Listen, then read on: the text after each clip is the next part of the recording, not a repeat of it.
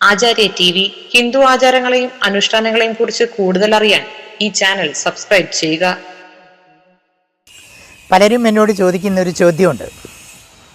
ഈ ജന്മത്ത് ഒരു പാപം പോലും ചെയ്യാതെ ഇത്രയും കഷ്ടതയും ദുരിതവും വ്യസനവും വിഷമവും എനിക്ക് എങ്ങനെയാണ് ദൈവം തരുന്നത്? വളരെ ലളിതമാണ്. ദൈവം ആർക്കും അവരുടെ കർമ്മ പരിണാമമല്ലാതെ ദൈവത്തിൻ്റേതായിട്ട് ഒരു ദോഷവും കൊടുക്കുന്നില്ല എന്നറിയണം. പ്രപഞ്ചത്തിൻ്റെ ചൈതന്യ ശക്തിയെയാണ് നമ്മൾ ദൈവം എന്ന വാക്കുകൊണ്ട് വ്യവച്ഛേദിക്കുന്നത്. ഓരോ വ്യക്തിയും ചെയ്ത് ചിന്തിച്ച് കർമ്മത്തിൻ്റെ പരിണാമമാണ് അവരുടെ ജീവിതത്തിൻ്റെ ദോഷങ്ങളും ഗുണങ്ങളും. ആർജിത പുണ്യത്താലാണ് ഓരോ വ്യക്തിയും ഭൂമിയിൽ ശരീരമെടുത്ത് വരുന്നത്. ഒരു വ്യക്തി ഭൂമിയിൽ യോഗചക്രം, ധനകല, കർമ്മശേഷി, മനഃശക്തി, ശരീരശക്തി, ജീവശക്തി, ഈ 6 ചക്രങ്ങളും കലകളുമായിട്ടാണ് ശരീരമെടുക്കുന്നത്.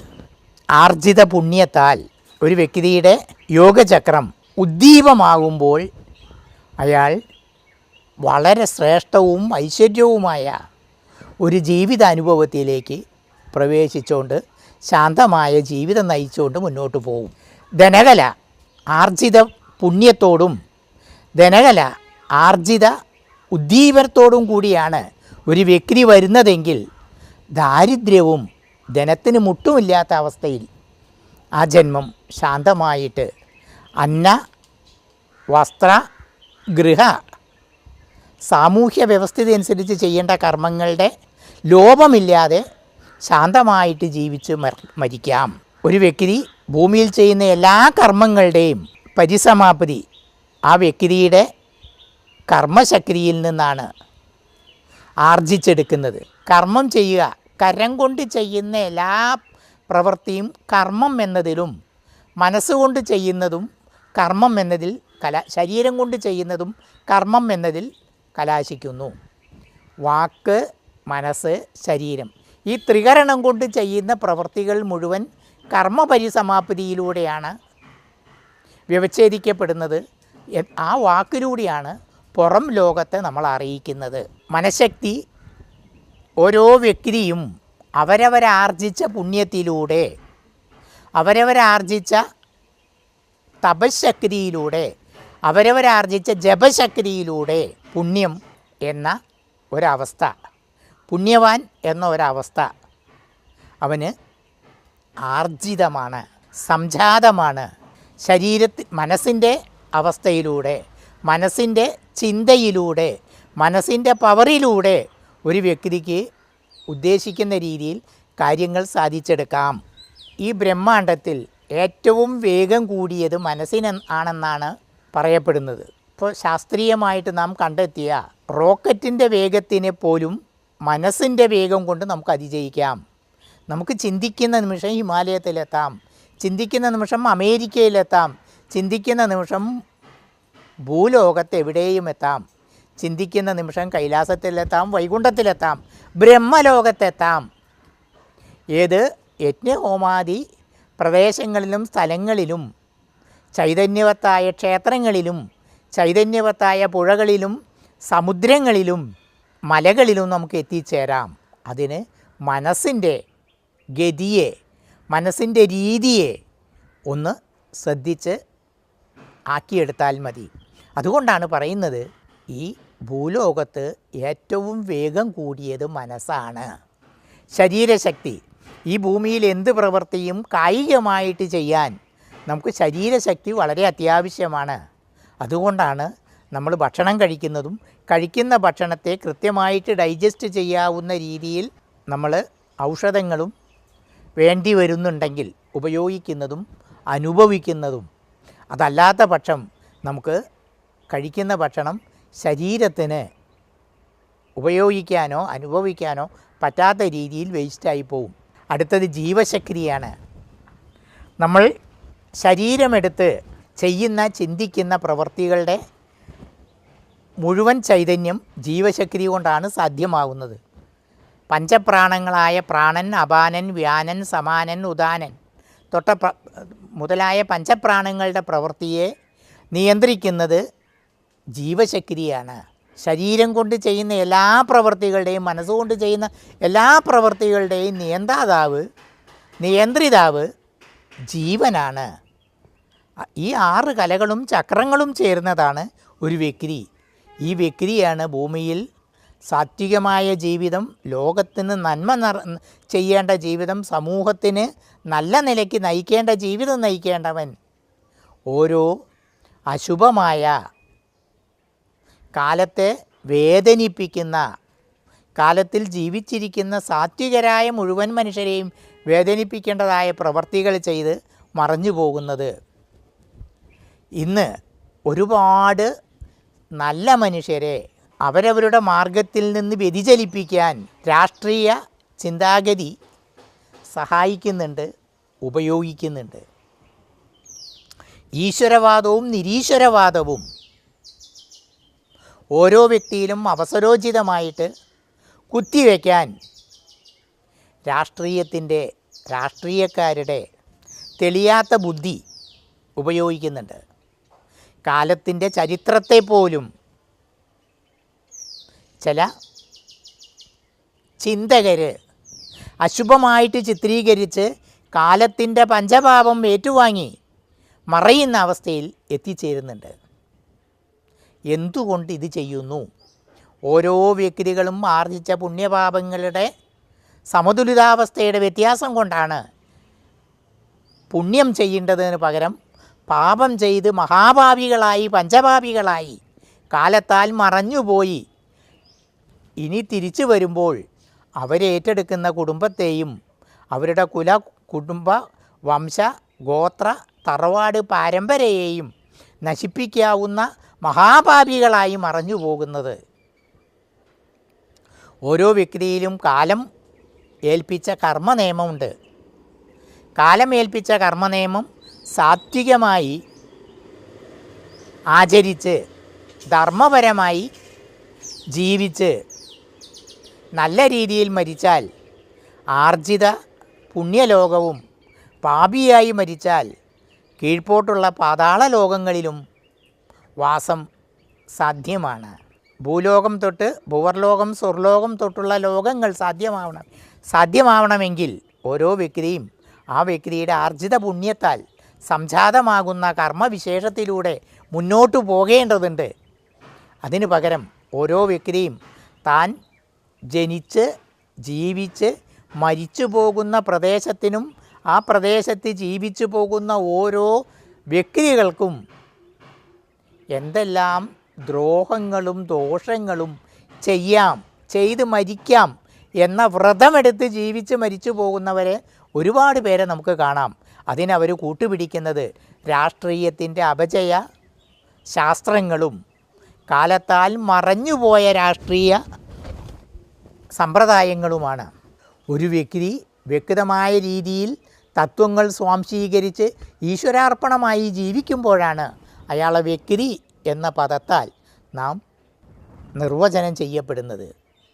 ശരീരമെടുത്ത് കർമ്മപാപങ്ങളിലൂടെ മരിച്ചു പോകുമ്പോൾ വ്യക്തിയിലിരിക്കുന്ന ഈശ്വരീയത നശിക്കുകയും വ്യക്തി ജഡാവസ്ഥയിലെ പ്രവൃത്തിയിലേക്ക് കയറിപ്പോവുകയും അതിൻ്റെ വക്താവായി മാറുകയും ചെയ്യുന്നു എന്നതാണ് സത്യം. തമസ്സിനെ അതിജയിക്കാവുന്ന രീതിയിൽ വാക്കുകൾ ഒരു വ്യക്തിയിൽ നിന്ന് വരികയും അത് നിലനിൽക്കുകയും ചെയ്യുന്ന അവസ്ഥയെയാണ് നമ്മൾ സത്യം എന്ന ഭാവം കൊണ്ട് പറയപ്പെടുന്നത്. കാലത്തിൻ്റെ ഒരു പദത്തിലും എത്താൻ ബ്രഹ്മചൈതന്യത്തെ ഉപയോഗിക്കാതെ പറയുമ്പോൾ ഈ തരം അക്ഷരശക്തികളെയാണ് നമ്മൾ കളവ് എന്ന വാക്കുകൊണ്ട് പറയപ്പെടുന്നത്. സത്യവും മിഥ്യയും നിത്യവും നിലനിൽക്കുന്നതും കാലത്തിൻ്റെ രീതി അനുസരിച്ച് മാറ്റമില്ലാത്തതും വ്യക്തിയിൽ പ്രകാശിക്കുന്ന ഈശ്വരീയ ചൈതന്യത്തിൻ്റെ പ്രതീകമായി പരിണമിക്കുന്നതുമായ ബ്രഹ്മ ചൈതന്യമായി പുറത്തു വരുന്ന അക്ഷരങ്ങളെയാണ് സത്യത്തിൻ്റെ ഭാഷയിൽ അവസ്ഥയിൽ നാം വിലയിരുത്തുന്നത്. വ്യക്തിയിൽ ഉദ്ദീപമായിക്കൊണ്ടിരിക്കുന്ന സത്യത്തെ മറച്ച് അതിന് നശ് എന്ന ധാതുവിൻ്റെ ഇവിടെയാണ് നമ്മൾ ശനിദേവനിലേക്ക് വാക്കുകളെ, ചിന്തകളെ, കർമ്മങ്ങളെ എത്തിക്കുന്നത്. അവസ്ഥയിൽ ചൈതന്യം നഷ്ടപ്പെട്ട് പോകുകയും നശിക്കുകയും ചെയ്യുന്ന വാക്കുകളാണ് സത്യലംഘനത്തിൻ്റെ കോടിയിലേക്ക് എത്തിപ്പെടുന്ന വാക്കുകൾ. ഇവിടെ ബ്രഹ്മചൈതന്യം മറയുകയും കാലചൈതന്യം നിശേഷമില്ലാതെ ആയിത്തീരുകയും കാലദോഷം ഏറ്റെടുക്കുകയും വ്യക്തികളും അവരവരുടെ വാക്കുകളും ആയിത്തീരുന്നു. പല ചരിത്ര സത്യങ്ങളും പലരും അവരവരുടെ ബുദ്ധിക്കും യുക്തിക്കും കാലത്തിൻ്റെ രീതിക്കുമനുസരിച്ച് അശുഭതയിൽ പറയപ്പെടുന്നു, ചിന്തിക്കപ്പെടുന്നു, എഴുതപ്പെടുന്നു. ഇത് കാലത്തിൻ്റെ തിരുശേഷിപ്പായി ശേഷിക്കുന്നു. ഇന്ന് കണ്ടുവന്ന ഒരുപാട് ചരിത്ര സത്യങ്ങളെ പല സാഹിത്യകാരന്മാരും പല ചരിത്രകാരന്മാരും പലരും എഴുത്തുകാരും അവരവരുടെ ബുദ്ധിയുടെ അപജയം കൊണ്ട് തെറ്റായിട്ട് എഴുതി വച്ചിരിക്കുന്നു, പറഞ്ഞു വച്ചിരിക്കുന്നു. ഇത് പാപപരമാണ്. താൻ അനുഭവിച്ച് തീർക്കാത്തത് തൻ്റെ പരമ്പര അനുഭവിച്ച് തീർത്തേ പറ്റൂ. അത് കാലനിയോഗമാണ്, കർമ്മപരിണാമമാണ്. ഞാൻ എന്തെല്ലാം ചെയ്തു വെച്ചോ അത് എൻ്റെ കാലത്തിൻ്റെ മറയലിൻ്റെ മുമ്പ് നല്ലൊരു ഭാഗം ഞാൻ അനുഭവിക്കുകയും എൻ്റെ കാലത്താൽ ഞാൻ മറഞ്ഞതിൻ്റെ ശേഷം എൻ്റെ കുല, കുടുംബ, വംശ, ഗോത്ര പരമ്പരകൾ അനുഭവിക്കുകയും ചെയ്യേണ്ടി വരുന്നു എന്നതാണ് സത്യം. സത്യത്തിൻ്റെ രീതിയിൽ, സത്യത്തിൻ്റെ അവസ്ഥയിൽ, സത്യത്തിൻ്റെ ഭാവത്തിൽ ഞാൻ ജീവിക്കുമ്പോൾ, പറയുമ്പോൾ, എന്നിൽ ഉദ്ദീപമാകുന്ന വാക്കുകളെ കാലത്തിലേക്ക് ഞാൻ വിന്യസിക്കുമ്പോൾ ഞാൻ സത്യത്തിൻ്റെ മാർഗത്തിലൂടെ ചരിക്കുന്നവനായിത്തീരുന്നു. സത്യത്തിന് വിപരീതമായി ഞാൻ സഞ്ചരിക്കുമ്പോൾ എനിക്ക് സത്യലംഘനത്തിൻ്റെ മാർഗം അവലംബിക്കേണ്ടി വരുന്നു. അങ്ങനെ വരുമ്പോൾ ഞാൻ സത്യത്തെ മറ്റൊരു രീതിയിൽ കാണുന്നു, സത്യത്തെ മറ്റൊരു രീതിയിൽ പറയുന്നു.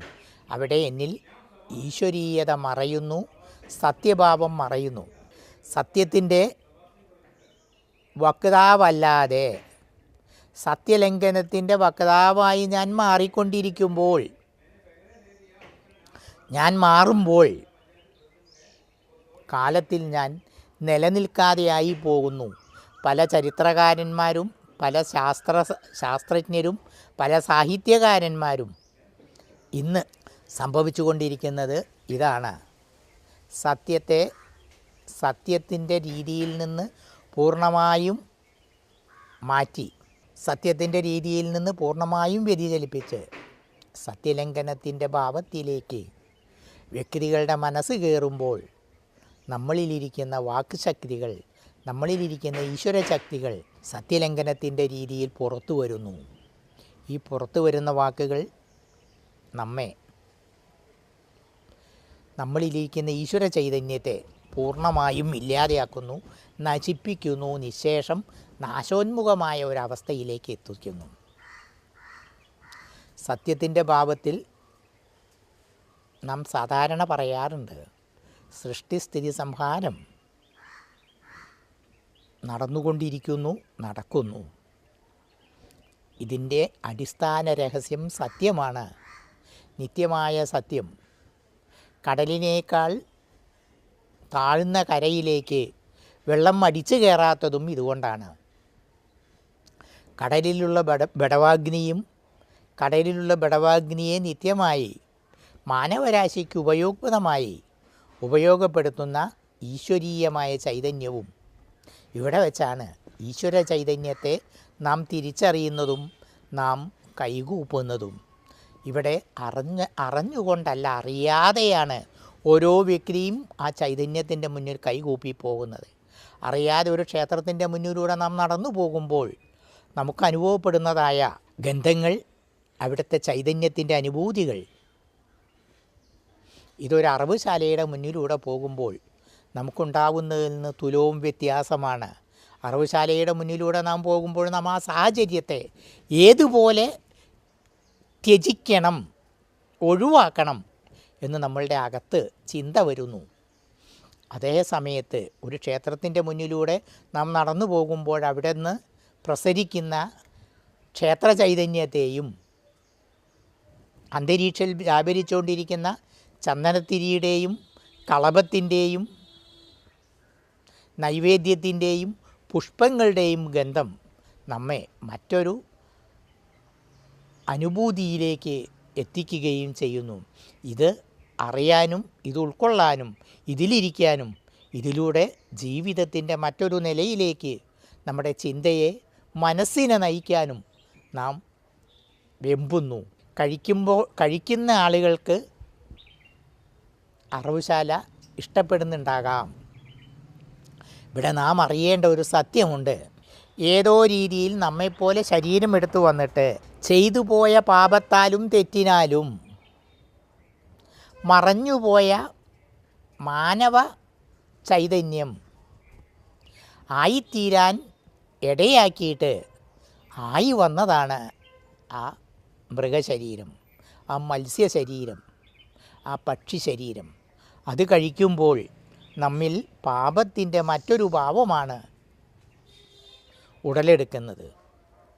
പുണ്യാത്മാക്കൾ പാപികളായി തീരുന്നത് ചരിത്രത്തെ അശുഭകരമായ രീതിയിൽ തൻ്റെ മനസ്സിൻ്റെ വൈകല്യ ഭാവത്തിൽ ആലേഖനം ചെയ്ത് സമൂഹത്തിലേക്ക് വിടുമ്പോഴും തന്നിലിരിക്കുന്ന ഈശ്വര ചൈതന്യത്തെ സ്വയം നഷ്ടപ്പെടുത്താൻ മദ്യമാംസാദികളും മറ്റ് അശുഭകർമ്മങ്ങളിലൂടെയും മനസ്സ് വ്യാപരിക്കുന്നതനുസരിച്ച് മുന്നോട്ട് പോകുമ്പോൾ താനെടുക്കുന്ന അശുഭജീവിതത്തിൻ്റെ ആകത്തുകയിൽ നിന്ന് താൻ സ്വാംശീകരിച്ച പുണ്യങ്ങളുടെ ഭാവവും ഭാരവും അനുസരിച്ചാണ് എന്നതാണ് സത്യം. ആർജിത പുണ്യം ഭൂമിയിൽ ശരീരമെടുത്ത് ഇവിടെ വെച്ച് തൻ്റെ പാപഭാരം കൊണ്ട് തൻ്റെ മെറ്റീരിയലായ കാര്യസാധ്യത്തിനുള്ള ചിന്തയിലൂടെ നാം നശിപ്പിച്ച് കളയുന്നു. അങ്ങനെ വ്യക്തി, പുണ്യാത്മാവായ വ്യക്തി പാപഭാരത്തിൻ്റെ കിരീടവും ചൂടി മറയുന്നു കാലത്താൽ. ഇതേപോലെ കാലത്ത് പാപഭാരം ഏറ്റുവാങ്ങി മറയുന്ന വ്യക്തികൾ ഏറ്റുവാങ്ങുന്നത് അതിന് പറ്റുന്ന മൃഗ പക്ഷി ശരീരങ്ങളാണ്. 84 ലക്ഷം ജന്മം കഴിഞ്ഞ് കിട്ടുന്ന മനുഷ്യ ശരീരം വീണ്ടും ഈശ്വരപ്രാപ്തിക്ക് വേണ്ടി, വീണ്ടും ആർജിത പുണ്യത്തിന് വേണ്ടി ഉപയോഗിക്കേണ്ടതിന് പകരം പലരും പാപഭാരത്തിൻ്റെ കിരീടവും ചൂടി മരിക്കാൻ ഇടവരുന്നു എന്നതാണ് സത്യം. ഇന്ന് തെറ്റിനെതിരെ പ്രതികരിക്കാത്ത എഴുത്തുകാരും തെറ്റിനെതിരെ പ്രതികരിക്കാത്ത സാഹിത്യകാരന്മാരും നിറഞ്ഞ ഒരു കാലത്ത് ജീവിച്ചുകൊണ്ട് മരിക്കാൻ വിധിക്കപ്പെട്ടവരാണ് നമ്മൾ. ഇത് മാറ്റിയെടുത്തേ പറ്റൂ. തെറ്റിനെതിരെ പ്രതികരിക്കാത്ത, തെറ്റ് ശരിയാണെന്ന് വ്യാഖ്യാനിക്കുന്ന ഒരു പറ്റം എഴുത്തുകാരും സാഹിത്യകാരന്മാരും ജീവിച്ചുകൊണ്ടിരിക്കുന്ന കാലത്ത് അവരുടെ കയ്യിലിരിക്കുന്ന അക്ഷരശക്തിയെ തെറ്റ് ശരിയാണെന്ന് വാദിക്കാനും തെറ്റിനെ സമൂഹ മനസാക്ഷിയുടെ മുന്നിൽ ശരിയാണെന്ന് സമർത്ഥിക്കാനും വെമ്പൽ കൊള്ളുന്ന കാലത്ത് തെറ്റും ശരിയും തിരിച്ചറിയാൻ കഴിയാതെ പലരെയും വിശ്വസിച്ച് പലതും ശരിയാണെന്ന് ബോധ്യപ്പെടാൻ മനസ്സനുവദിക്കാതെ ജീവിച്ചുകൊണ്ടിരിക്കുന്ന ഒരു കാലം, ഇതൊരു വല്ലാത്ത ദുര്യോഗമായിട്ട് ഓരോ വ്യക്തിയിലും വിഷമവും ദുഃഖവും വേദനയും ഉണർത്തി നാം നമ്മളുടെ കാലത്തെ കഴിച്ചുകൊണ്ടിരിക്കുന്നു എന്നതാണ് സത്യം. സത്യം സത്യത്തിൻ്റെ രീതിയിലും സത്യം കാലത്തിൻ്റെ രീതിയിലും പറയേണ്ട ചരിത്രകാരന്മാരും സാഹിത്യകാരന്മാരും കവികളും എഴുത്തുകാരും ഈശ്വര നിഷേധവും ഈശ്വരനിന്ദയും നൈമിഷികമായ അവസരോചിതമായ ചില ഭൗതിക കാര്യലാഭങ്ങളും അനുഭവിച്ച് ഉപയോഗിച്ച് തെറ്റായ രീതിയിൽ പൊതുജനത്തെ കബളിപ്പിക്കുകയും വിശ്വസിപ്പിക്കുകയും ഞാൻ തെറ്റിൻ്റെ വക്താവല്ല ശരിയുടെ വക്താവാണെന്ന് പൊതുജന മധ്യത്തിലിറങ്ങി നിന്ന് ഉച്ചസ്ഥരം ഉദ്ഘോഷിക്കുകയും ചെയ്യുന്ന ഒരു കാലം, ഇതൊരു പാപത്തിൻ്റെ ഭാരം സ്വയം തോളിലേറ്റുവാങ്ങി പാപഭാരത്താൽ താഴ്ന്ന ശിരസ്സുമായി കാലത്താൽ മറഞ്ഞു പോകുന്ന വയോവൃദ്ധരെ ദുഃഖത്തോടെ കാണേണ്ട ഒരു അവസ്ഥ, ഭക്തനും വിശ്വാസിയുമായ ഒരുത്തൻ ദുഃഖത്തോടുകൂടി കണ്ടുകൊണ്ടിരിക്കുന്ന, ഓർമ്മിച്ചുകൊണ്ടിരിക്കുന്ന, മനസ്സിലാക്കിക്കൊണ്ടിരിക്കുന്ന ഒരു വിശേഷപ്പെട്ട കാലമാണിക്കാലം.